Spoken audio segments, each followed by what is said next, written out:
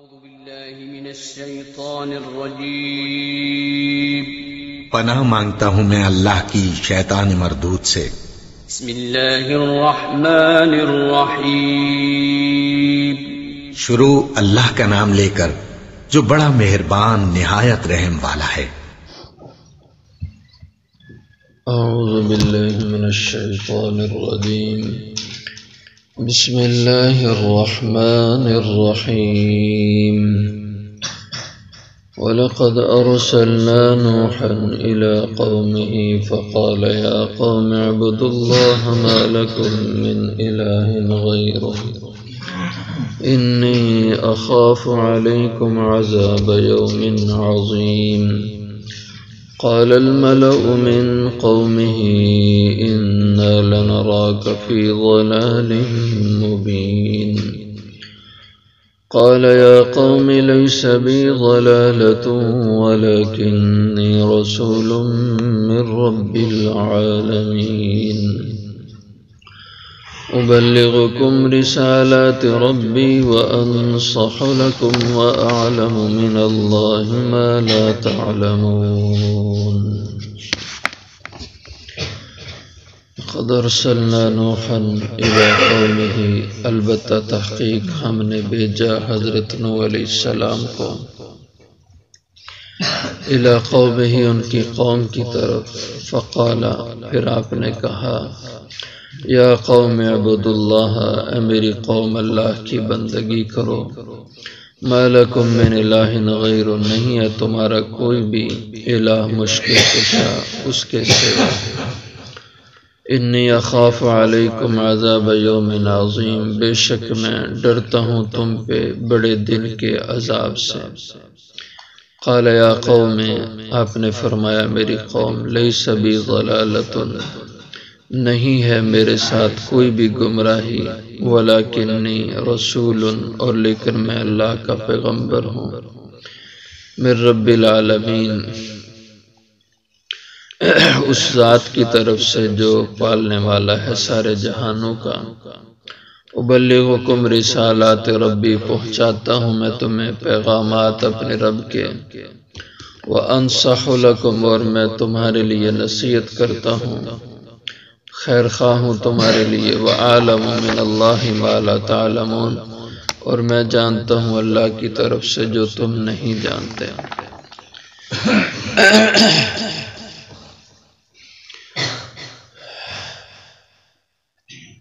حضرت نوح علیہ السلام کا ذکر ہے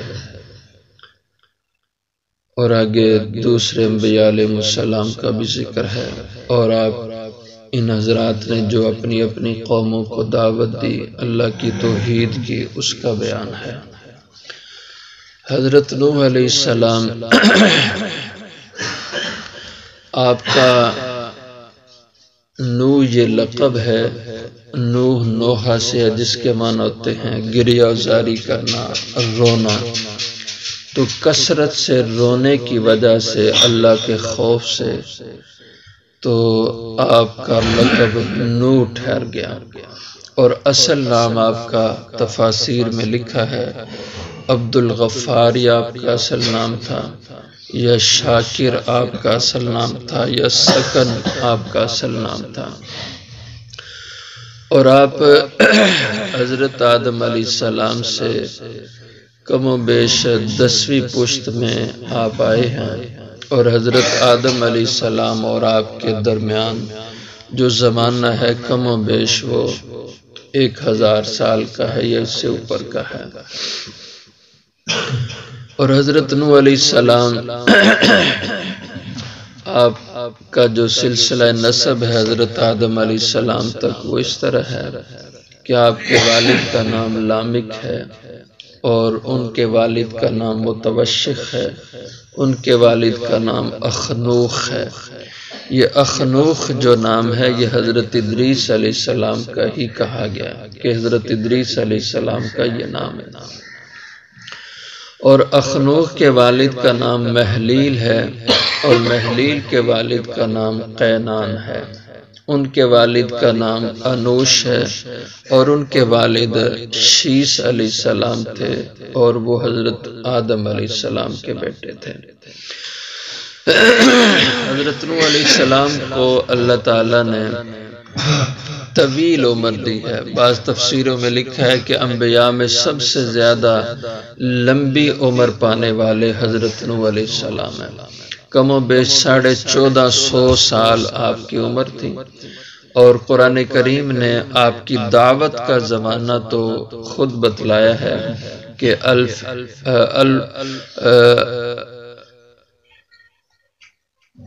وَلَقَدْ فَلَبِثَ فِيهِمْ أَلْفَ سَنَةٍ إِلَّا 50 عاما، یعنی 950 سال کا زمانہ قرآن کریم نے ان کی قوم میں دعوت کا خود بتلایا ہے۔ تو کم و بیش آپ کو 40 یا 50 سال نبوت آپ کے عمر میں ملی، یا بعض نے 250 سال کے بعد کا کہا کہ آپ کو اللہ نے نبوت سے سرفراز فرمایا، اور اس کے بعد 950 سال تو آپ نے قوم کو دعوت دی اور ان میں تبلیغ کی ہے۔ حضرت نوح علیہ السلام آپ کی قوم میں سب سے پہلے شرک پیدا ہوا۔ اس سے پہلے اور گناہ تو لوگوں میں تھے، برائیاں تھیں، بدیاں تھیں، لیکن شرک والی بیماری، یہ بدعقیدگی نہیں تھی۔ یہ شرک حضرت نوح علیہ السلام کے زمانے میں پیدا ہوا، اور آپ ہی وہ پیغمبر ہیں جنہوں نے سب سے پہلے شرک کا رد اور شرک کی نفی کی ہے۔ اور وہ اس طرح شرک پیدا ہوا آپ کی قوم میں کہ حضرت ادریس علیہ السلام اور آپ کے بیٹے یا آپ کے صحابہ جن کا ذکر قرآن پاک میں آتا ہے، علامہ جلال الدین سیوطی رحمہ اللہ نے لکھا ہے، اور اسی طرح شاہ عبدالعزیز محدث دہلوی رحمہ اللہ کی تفسیر عزیزی ہے، اس میں ہے کہ یہ جو قرآن پاک میں حضرت نوح علیہ السلام کے زمانے کے لوگوں کا ذکر ہے، ود، سوا، یعوس اور یعوق، یہ 4 بڑے لوگوں کا ذکر ہے سورہ نوح کے اندر 29ویں پارے کے اندر۔ تو فرماتے ہیں کہ یہ حضرت ابن عباس کی تفسیر ہے کہ یہ بڑے اہل اللہ اور نیک لوگ تھے، اور ان کے لوگوں نے بت بنا لیے۔ اور علامہ جلال الدین سیوطی رحمہ اللہ فرماتے ہیں ود یہ حضرت ادریس علیہ السلام کا لقب تھا، اور یعوس، یعوق اور نصر یہ آپ کے بیٹے تھے یا آپ کے صحابہ تھے۔ بیٹے ہوں تو وہ صحابی بھی تھے۔ تو شرک کا آغاز ان سے یوں ہوا کہ ان کے دور کے یہ جو بزرگ تھے 4 ود، سوا، یعوس، یعوق اور نصر، یہ جب تک لوگوں میں زندہ رہے تو لوگوں کو روحانی فیض دیتے رہے، تعلیمات، لوگ ان سے فائدہ اٹھاتے رہے، لیکن ایک ایک کر کے یہ دنیا سے اٹھ گئے،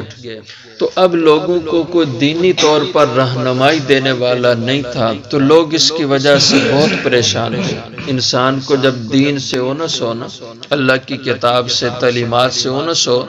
تو جب وہ تعلیمات نہ ملے تو انسان اپنے لیے کوئی کمی محسوس کرتا ہے۔ مثلا ایک آدمی کی ایک طبیعت بن گئی نماز پڑھنے کی، اب جس وقت اس کی نماز چھوٹ جائے گی اس کو بڑی بے چینی آئے گی۔ ایک آدمی کی طبیعت ہے روز قرآن کی تلاوت کی، اب جب تلاوت نہیں کرے گا تو اس کی طبیعت میں بے چینی آئے گی۔ تو اس طرح جب یہ حضرات اٹھ گئے تو ان کے معتقدین، ان کے ماننے والے جو ان سے فیض حاصل کرتے وہ پریشان ہو گئے کہ اب ہم کیا کریں۔ تو ایسے ایک دفعہ یہ لوگ بیٹھے ہوئے تھے اور پریشان تھے، تو ایک آدمی آیا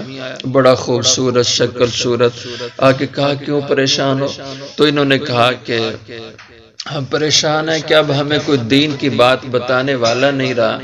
اور ہمیں کوئی علم سکھانے والا نہیں رہا، تو ہم پریشان ہیں، ہمارے سارے بڑے اس دنیا سے علم والے چلے گئے ہیں۔ تو اس نے کہا کہ اب یہ تو ظاہر بات ہے وہ اب دنیا سے واپس آ تو نہیں سکتے، لیکن اگر تم ایسے کرو کہ ان کی کوئی تصویریں بنا کے اپنے پاس رکھ لو اپنے گھروں میں، تو ان تصویروں کو تم دیکھ لیا کرو، ان کے سامنے بیٹھ جایا کرو، اور یوں ہی سمجھو کہ جیسے وہ بزرگ تمہارے پاس موجود ہیں۔ تو اس طرح تمہاری تسلی ہوتی رہے گی، دلوں کو اطمینان ملتا رہے گا ان کی تصاویر اور ان کے مجسمے دیکھ کر۔ اور وہ زمانہ ایسا تو نہیں تھا کہ کوئی کیمرے کے ذریعے سے کاغذ پہ تصویر کو پرنٹ کر لیا جائے۔ اس وقت تصویر سازی کا یہی عمل ہوتا کہ لوگ کسی پتھر پہ تراش کے اس کی شکل بنا لیتے، یا لکڑ پہ اس کی شکل تراش کے بنا لیتے تھے، اور یوں اس کو محفوظ کر لیتے تصویر کو گھر میں۔ اور وہ شخص جس نے آ کے یہ رائے ان کو دی، علامہ جلال الدین سیوطی رحم اللہ لکھتے ہیں کہ یہ ابلیس تھا، یہ شیطان تھا، اس نے آ کے ان کو کہا کہ تم ان بزرگوں کی مورتیاں رکھ لیا کرو، اور یوں سمجھو کہ یہ بزرگ تمہارے اندر موجود ہیں، اس سے تمہارے دل کو تسلی ملے گی اور تمہارا اطمینان ہو جائے گا۔ تو انہوں نے کہا کہ واقعی بات تو صحیح ہے، ہم نے کوئی تھوڑا ان بزرگوں کو پوجنا، ہم نے تو صرف ان کی تصویریں رکھنے تاکہ ہمارے دل کو ایک تسلی رہے۔ اور ہمارے ہاں بھی لوگ کرتے ہیں، والد فوت ہو گئے، ان کی تصویر گھر میں دیوار پہ چسپاں کر لی، یہ شرعاً غلط ہے، بہت بڑا گناہ ہے۔ تصویر سازی خواہ اپنے والد کی ہو، دادا کی ہو، کسی اور کی، یا اپنے پیر و مرشد کی کیوں تصویر نہ ہو، لیکن شرع میں اس کو حرام قرار دیا گیا ہے، اور بہت بری چیز ہے ایسی چیزیں ان کو گھروں میں رکھنا، لٹکا کے رکھنا، یہ شرک کا آغاز بنا تھا۔ تو انہوں نے کہا ہم پوجا تو نہیں کریں، چلو ایک یادگیری کے لیے بزرگوں کی تصویریں رکھ لیں۔ تو یہ نسل تو بس ان کو سامنے دیکھنے کی حد تک رہی، بزرگوں کا چہرہ دیکھ لیتے، تصویر دیکھ لیتے، تو اس سے اپنے آپ کو اطمینان دیتے۔ ان کی اگلی نسل انہوں نے تھوڑا سا اور ان کو پوجنے کی ادائیں اپنائی۔ جو تیسری نسل آئی تو شیطان نے، ابلیس نے ان کو کہا کہ تمہارے باپ دادا تو اپنے کام کاج کرنے سے پہلے ان کو پوجا کرتے تھے،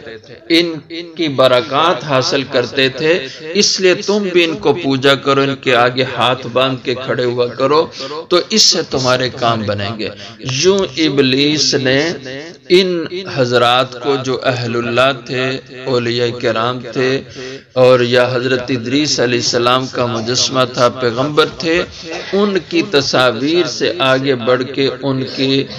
بت خانے بنوا کے پوجا شروع کروا دی۔ اور یہ دور حضرت نوح علیہ السلام کا تھا جب ابلیس نے ان کو اس راستے پہ ڈالا تھا۔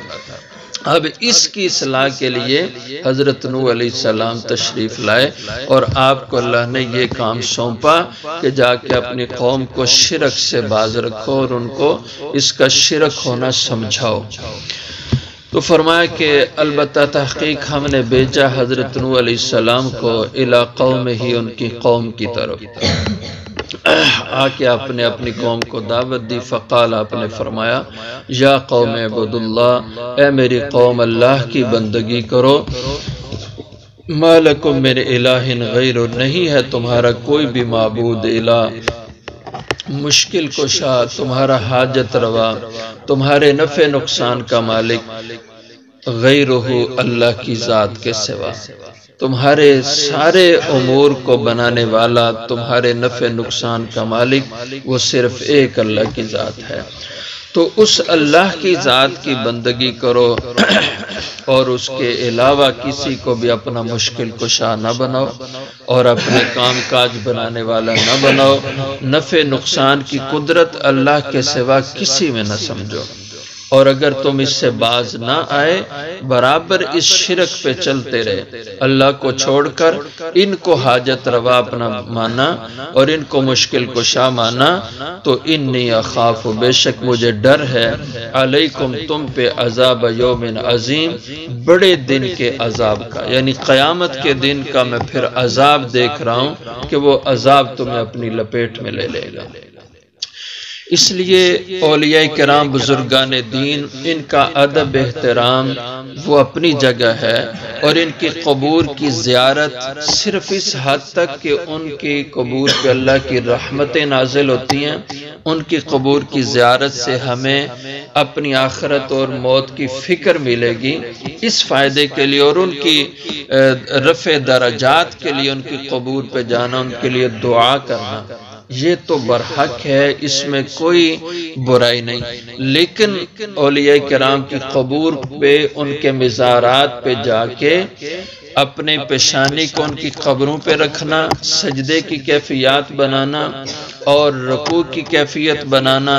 اور وہاں کے چکر کاٹنا، وہاں سے نمک اور مٹی اٹھا کے تبرک کے لیے لانا، یا ان سے جا کے اپنی مرادیں مانگنا، یا یہ خیال رکھنا کہ ان قبروں کا نذرانہ دیں گے تو ہمارے کام بنیں گے، وہاں کے چڑھاوے چڑھائیں گے تو ہماری مشکلیں حل ہوں گی، وہاں کے سلام مانیں گے تو ہمارے مسائل حل ہوں گے، یہ شرک ہے۔ یہی شرک پہلی قوموں میں تھا۔ وہ لوگ جو انہوں نے بت بنائے تھے، کوئی بدماشوں کے بت نہیں بنائے تھے، کوئی چوروں ڈاکوں کے بت نہیں بنائے تھے۔ یہ حضور صلی اللہ علیہ وسلم کے زمانے میں جتنے بت تھے یہ بھی پرانے زمانوں کے اولیاء کرام کے تھے، حضرات انبیاء علیہ السلام کے تھے۔ جب حضور نے فتح مکہ فرمایا تو اس وقت بیت اللہ میں جتنے بت تھے سب کے سب اکثریت میں حضرات انبیاء کی مورتیاں تھیں، انبیاء علیہ السلام کی شکلوں پہ وہ بت بنائے تھے، اور ان کا تصور اور ذہن اور عقیدہ کیا تھا کہ ان مورتوں میں، ان تصویروں میں ان انبیاء کی اور ولیوں کی روحیں آتی ہیں۔ اور وہ لوگ کسی لکڑ یا پتھر کو نہیں پوجتے تھے، وہ اصل میں اس پتھر اور لکڑ میں جو اس کی تصویر جس شخص کی بنائی ہوتی تھی اس تصویر میں یہ نظریہ رکھتے تھے کہ اس بزرگ کی روح اس میں ہوتی ہے، اور وہ اس بزرگ کو پوچھتے تھے اور وہ انبیاء کو پوچھتے تھے۔ اسی کو قرآن نے شرک کہا ہے۔ آج اگر ہم کسی بزرگ اور ولی کی قبر پہ جا کے سجدہ کریں یا ان قبور کے نام کے نذرانے چڑھاوے دیں تو یہ تو بن جائے عقیدت اور اسلام، اور ایک مشرک اگر نبی کی مورت بنا کے اس پہ نذرانہ چڑھائے تو وہ شرک۔ یہ فرق کیوں ہے؟ تو اس لیے وہ بت کو پوچھتے تھے تو آج ہمارے لوگ قبروں کو پوچھتے ہیں۔